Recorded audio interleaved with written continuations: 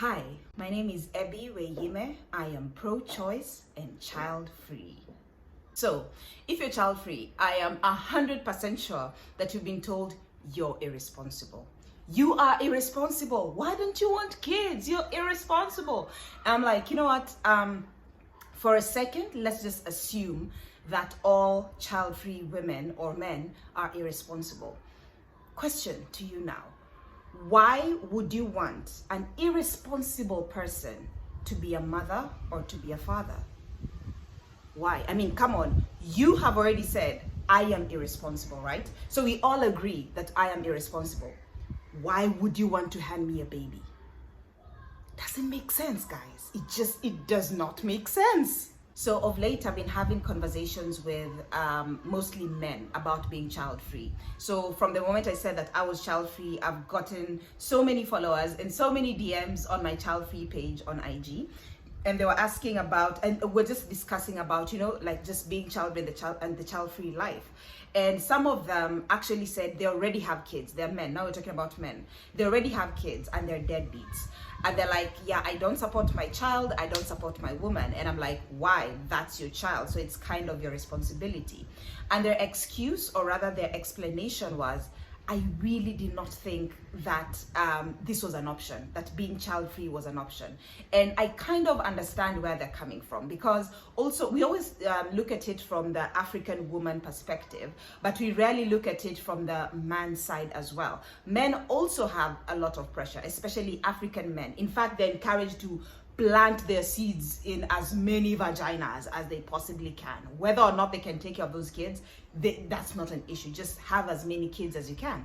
So some of them were saying as early as 22, 23, they already felt the pressure that they need to be dads. Actually, one of them made a joke and said that, okay, he's child-free, he doesn't have any kids, but he said that one of the jokes that some of the men in his group would say, they would call him Papa Zero. Papa Zero, it's hilarious. But back to what I was saying, I now kind of understand why we have so many single moms in Kenya. I think this is not the main reason, but one of the contributing factors is that so many African men were forced into becoming dads, because society would say, if you're not an African man enough if you don't have kids, so at the end of the day, it's like you push this man into a corner, a man that is not ready and is not willing to become a father, but just feels like he has to be, because that's what it means to be a dad or to be an African man. So now you find this guy goes and gets an innocent girl pregnant, a woman that actually wanted kids, a woman that actually wanted a family, but is having a child with the wrong person, because this person is only having a child to fulfill society's need. He's not having a child because he wants to have a child. He's only having it because society says you must have a child. And now I understand that some men can use this line as an excuse and say, hey, I did not want kids because I'm child-free and blah, blah, in society and whatever. I understand there's that bunch. But I'm talking about the men that genuinely did not want kids. They genuinely didn't. And now they're leaving a woman as a single mother because they're having a child because of societal expectations.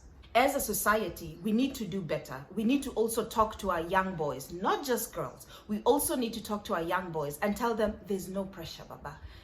If you don't want to be anyone's father, there is no pressure.